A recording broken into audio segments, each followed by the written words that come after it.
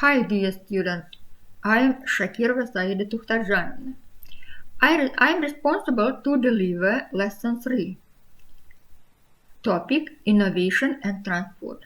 This lesson is devoted for all the students of the third course of all technical faculties. Now we will begin our lesson. At first we will revise vocabulary.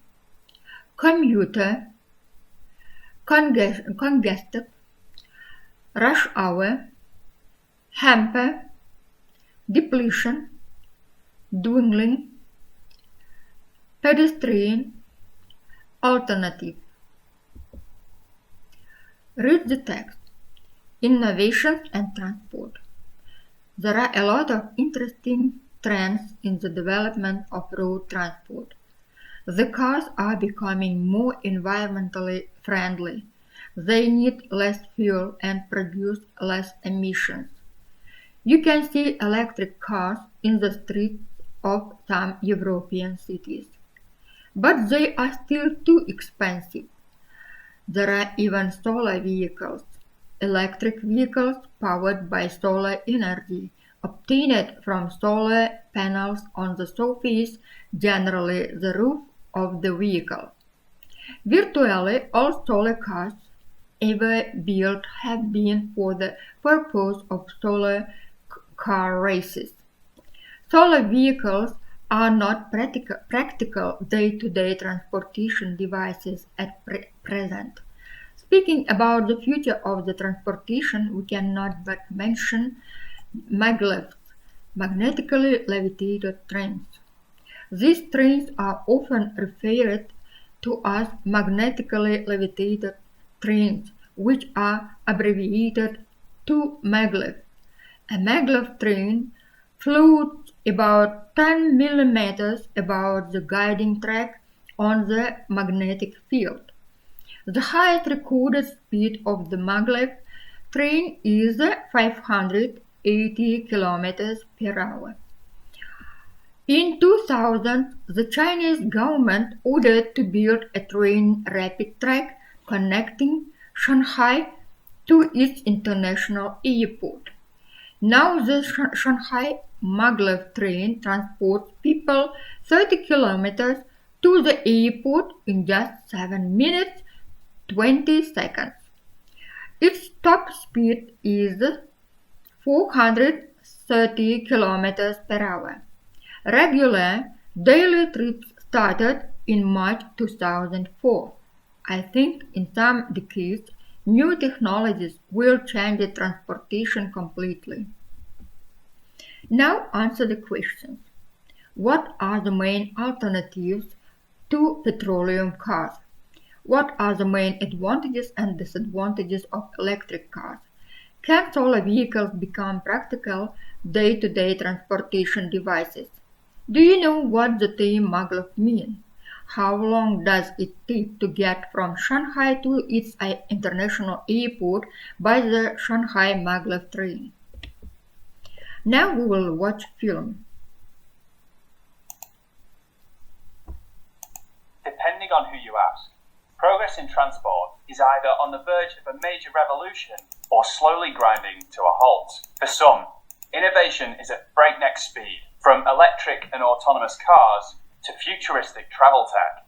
Fast hops across cities in a flying taxi, 3D underground tunnels for rapid commutes, Hyperloop for near supersonic travel between cities, or even going from Los Angeles to Tokyo in half an hour by rocket.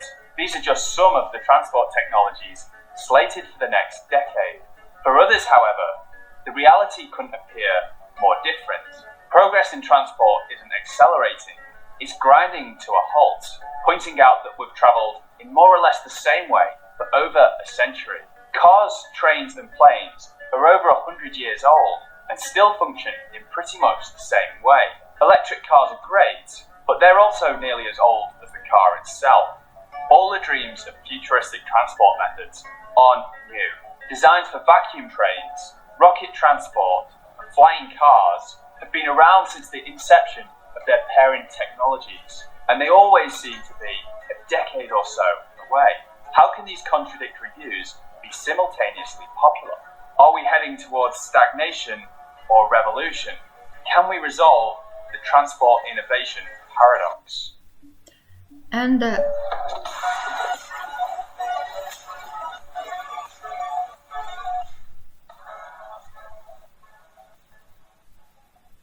in the video, Is Innovation Slowing Down?, we saw that transport is often cited as a primary example of slowing innovation.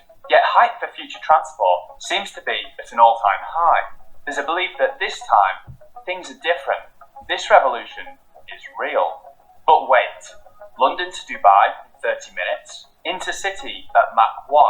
Aren't we getting a bit carried away here? Will these things ever materialize?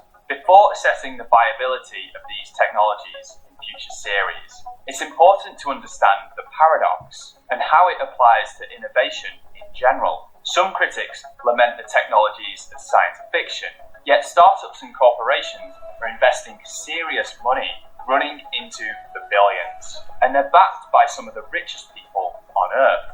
Why pour money into tech that doesn't work? Are they clueless? Is it a publicity stunt? Or have they seen something others have missed? If massive change is underway, shouldn't it be obvious to everyone? To resolve the transport innovation paradox, first, we must understand some of the key drivers of technological progress by answering these questions. Can massive change go unnoticed? Can gradual progress lead to sudden transformation? How can seemingly unconnected fields start a revolution? Think about these questions. There's a hidden concept which connects them, which I will reveal later. You may be familiar with some of these concepts, but as we'll see, when we put them together, the results are surprising. Let's begin. Would you notice one of the breakthroughs of the century if it happened in plain sight? Perhaps you've seen this famous experiment. You're asked to count the number of passes made by the white players. While counting, a gorilla walks directly across the screen. Subjects are warned about this prior to watching, and nearly all participants report seeing it. They're then asked if they would have noticed the gorilla without prior warning. 90% of people believe they would, claiming it's obvious and clearly visible. Yet when tested without a warning, half the subjects actually fail to see it. Once we know about the gorilla, we find it difficult to believe. now, you watched film about new innovations and give me your opinion. What kind of new innovations do you know? Now, your homework. You must do exercise number 5. Insert correct transportation verb. Goodbye. Our lesson is over.